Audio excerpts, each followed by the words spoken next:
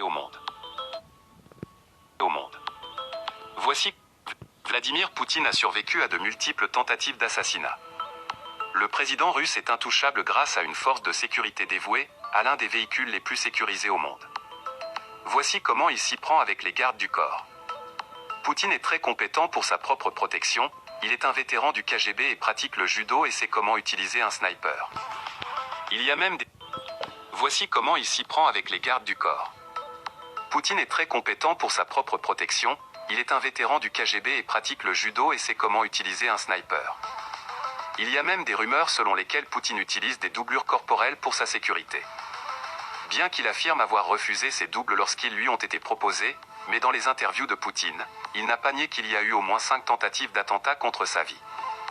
Selon les rumeurs, il s'agissait d'explosifs et des tireurs d'élite. Quant à savoir comment il a survécu, le président indique que c'est sa force de sécurité personnelle, en disant simplement que « je leur fais confiance ». Le service fédéral de protection de la Russie est responsable de la protection des hauts officiels, y compris la vie du président. C'est une agence puissante et secrète, mais il y a eu des fuites sur son fonctionnement. Ils peuvent mener des activités opérationnelles et activités d'enquête, mener des écoutes téléphoniques, détenir des citoyens, fouiller des maisons et contrôleraient des milliards de dollars. Quant à la protection de Poutine, ils le suivent partout, souvent habillés en costume noir et portant des oreillettes tandis que d'autres se fondent dans la masse, habillés en civil. Tu te souviens peut-être de cette vidéo virale de Poutine allant aux toilettes accompagné par 6 gardes du corps alors qu'il assistait au sommet de l'Ukraine à Paris.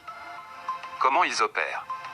Des mois avant l'apparition de Poutine, le service fédéral de protection étudie l'endroit pour détecter toute activité suspecte, en cartographiant les sorties, et prévoit même l'éventualité de catastrophes naturelles pendant l'apparition. L'équipe de sécurité installe des brouilleurs pour bloquer tout signal radio tout en protégeant Poutine. Les gardes sont organisés en 4 cercles.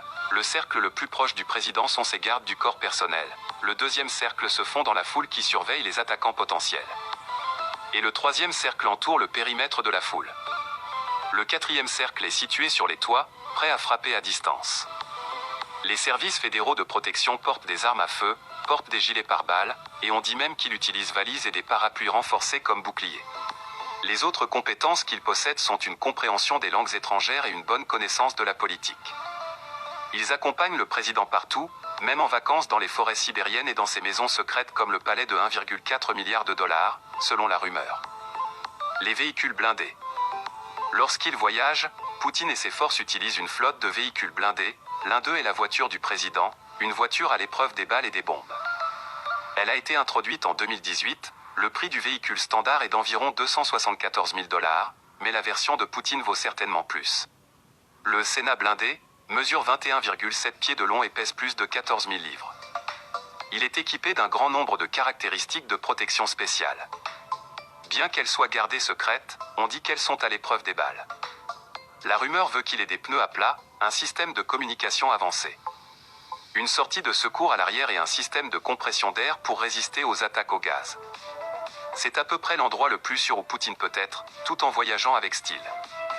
D'après toi, Poutine a vraiment survécu aux tentatives? Aime cette vidéo et abonne-toi pour regarder plus. À la prochaine.